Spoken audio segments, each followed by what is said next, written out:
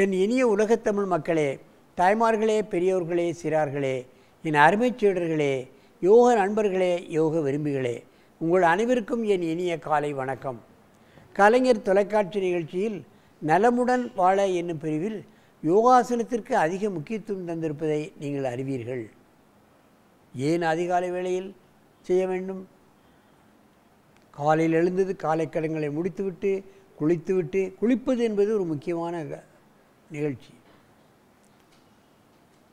காலமெல்லாம் இரவு முழுவதும் ஒரு 7-8 மணி நேரம் அப்படியே படுத்திருக்கின்ற காரணத்தினால் நாடி நரம்புகளெல்லாம் விரைப்பாகி மனிதனால் எழுந்திருக்க முடியாது,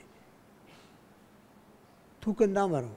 ஆனால் காலையில் எழுந்து காலை கடன்களை முடித்துவிட்டு குளித்து விட்டால் அது ஒரு சுறுசுறுப்பு. அதுக்கப்புறம்தான் ஆசனங்களை செய்ய வேண்டும். வெகு நேரம் செய்ய வேண்டும் என்பது அல்ல. நீண்ட நேரம் செய்தால் நீங்கள் ஆசனத்தை ஒழுங்காக செய்ய மாட்டீர்கள். 24 மணி நேரத்தில் காலையில் ஒரு 10 நிமிடம், மாலையில் 10 நிமிடம் நமக்கு கிடைக்கவில்லை என்று நீங்கள் சொல்லவே முடியாது. செய்யணும். அந்த நிலையில் நமது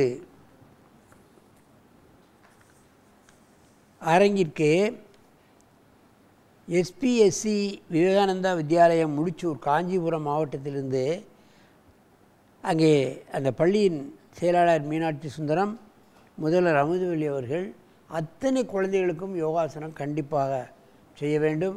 அங்கே ஒரு நல்ல வல்லவரான ஒரு யோகா மாஸ்டர் ராஜகோபால் என்பவர் எல்லா குழந்தைகளையும் அழகாக பழக்கியிருக்கிறார்கள்.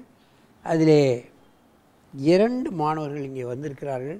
அற்புதமான ஆசனத்தை செய்யக்கூடியவர்கள். இப்பொழுது சக்கரபந்த ஆசனத்தை செய்ய போகிறார்கள்.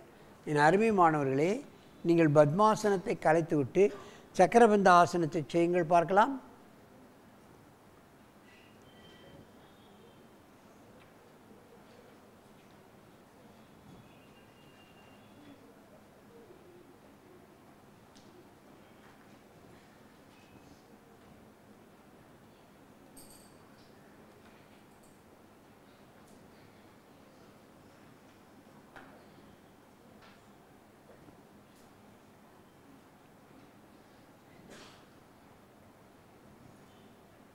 எந்த அளவுக்கு முதுகு வளைமோ வளைக்கப்படுகிறது பாருங்கள். காலை தொடுவது என்பது மிக மிக கடினம். காலை பிடிப்பது என்பது அதை விட கடினம். மெதுவாக இந்த ஆசனத்தை கலைங்கள்.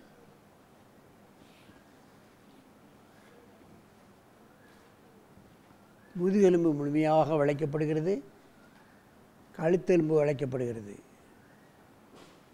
நன்றாக மூச்சை இழுத்துக்கொள்ளுங்கள். இங்கே திரும்பி செய்யுங்கள். என்னை பார்க்குறது ஒன்று செய்யுங்கள். இங்கே திரும்புங்க. என்ன பார்க்குறேன் பண்ணுங்க.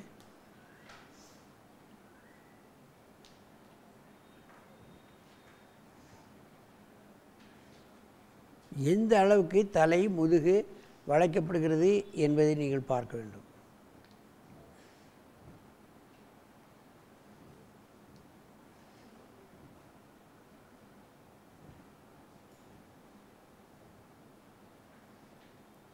கழுத்து வளைக்கப்படுகிறது, முதுகு வளைக்கப்படுகிறது, மார்பகம் விரியப்படுகிறது.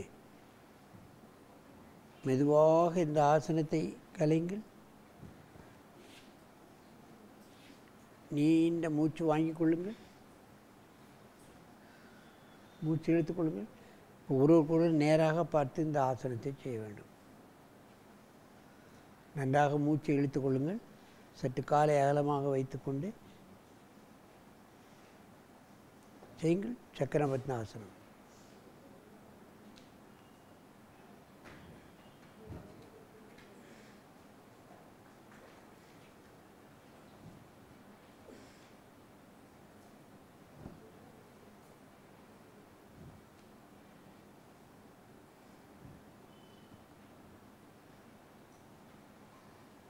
மெதுவாக எழுந்திருங்கள்.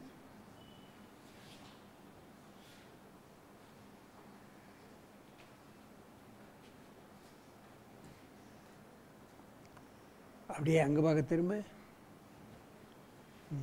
அங்கே பார்க்க செய்யுங்க.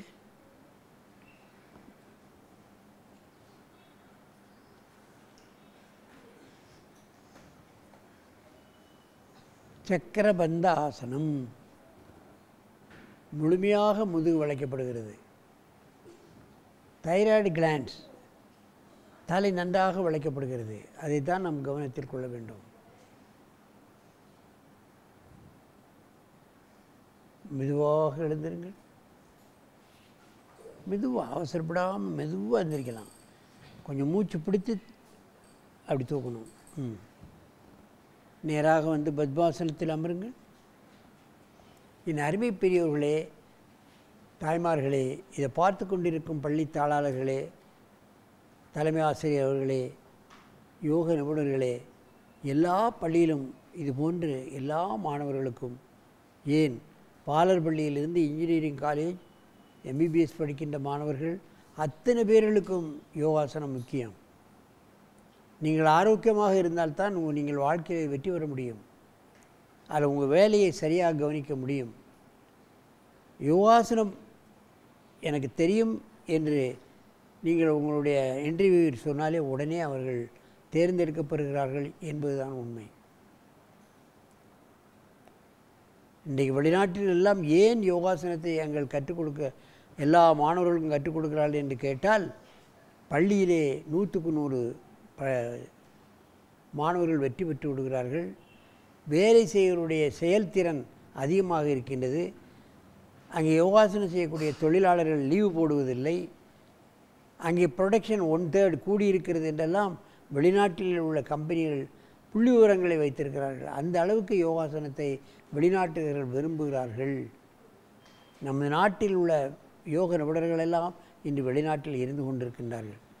ஆகவே இதை பார்க்கின்ற அத்தனை நேயர்களும், பள்ளி தாளாளர்களும், ஆசிரியர்களும் தங்களுடைய மாணவர்களுக்கு இந்த கலையை கற்றுக் கொடுக்கிறதுக்கு நீங்கள் ஏற்பாடு செய்து, மாணவர்களை உலகின் தலைசிறந்த தலைவர்களாகவும் அமைச்சர்களாகவும் மாவட்ட தலைவர்களாகவும் ஆகக்கூடிய மாணவர்களை நாம் நல்வழிப்படுத்தி இந்த யோகாசனத்தின் மூலமாக உலகுக்கு ஒரு நோயற்ற வாழ்வை ஏற்பாடு செய்ய வேண்டும் என்று கேட்டு உங்களிடமிருந்து விடைபெறுவது ஆசனா ஆண்டியப்பன்.